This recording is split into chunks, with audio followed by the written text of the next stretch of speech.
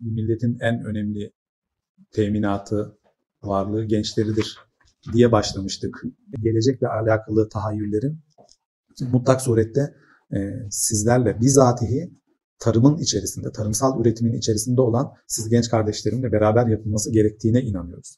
Biz hep şunu söyledik, tarımsal üretimi artırmak istiyoruz Türkiye'de. Topyekun üretimin artırılmasıyla alakalı bir seferberlik başlattık. Gençlerimizin dinamizmini ve enerjisini yansıtarak ancak gerçekleştirebiliriz. Tüm dünyanın sorunu tarımsal üretimin içerisindeki genç nüfusun azlığı. Tarım ve Orman Gençlik Konseyi'ni kurarak en azından bu konuda bir başlangıç yapalım demiştik.